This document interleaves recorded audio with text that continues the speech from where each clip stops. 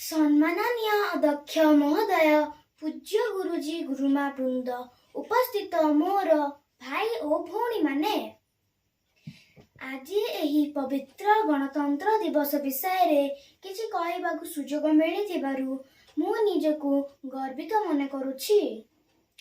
ଇଂରେଜମାନେ ଆମ ଦେଶକୁ ବାଣିଜ୍ୟ ବେପାର କରିବାକୁ ଆସିଥିଲେ।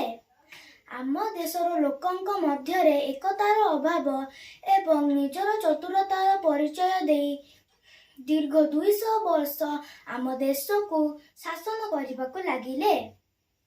ଆମ ଦେଶର ଲୋକଙ୍କ ଉପରେ ଅକଥନୀୟ ଅତ୍ୟାଚାର କରିଥିଲେ। ଆମ ଦେଶର ସ୍ୱାଧୀନତା ସଂଗ୍ରାମୀ ଯଥା ମହାତ୍ମା ଗାନ୍ଧୀ, ସୁଭାଷ ଚନ୍ଦ୍ର ବୋଷ ପ୍ରଭୃତି ବୀରମାନଙ୍କର ଦୃଢ଼ ମନୋବଳ ଓ ଅକ୍ଳାନ୍ତ ପରିଶ୍ରମ ଯୋଗୁଁ ଆମ ଦେଶ 1947 ମସିହା ଅଗଷ୍ଟ 15 ତାରିଖରେ ସ୍ୱାଧୀନତା ଲାଭ କଲା।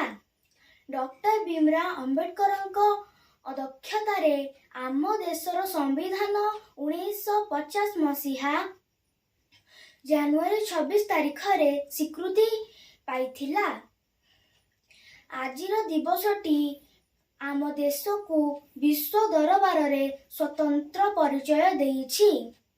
ଗଣତନ୍ତ୍ରର ଅର୍ଥ ଲୋକଙ୍କୁ ଶାସନ। ଆମେରିକାର ରାଷ୍ଟ୍ରପତି ଆବ୍ରାହମ ଲିଙ୍କନଙ୍କ ମତରେ ଗଣତନ୍ତ୍ର ହେଉଛି ଲୋକମାନଙ୍କ ପାଇଁ ଓ ଲୋକମାନଙ୍କ ଦ୍ୱାରା ଏକ ଶାସନ। ଗଣତନ୍ତ୍ର ଭାରତବର୍ଷର ମେରୁଦଣ୍ଡ। ଗଣତନ୍ତ୍ର ନଥିଲେ ଭାରତବର୍ଷ କେବେଠାରୁ ବିଲୋପ ହୋଇସାରନ୍ତାଣି। ଗଣତନ୍ତ୍ର ଆମ ସମାଜକୁ ସୁଦୃଢ଼ କରିଛି।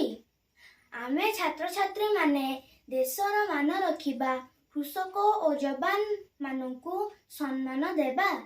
ଜୟ ହିନ୍ଦ, ଜୟ ଭାରତ। ଧନ୍ୟବାଦ।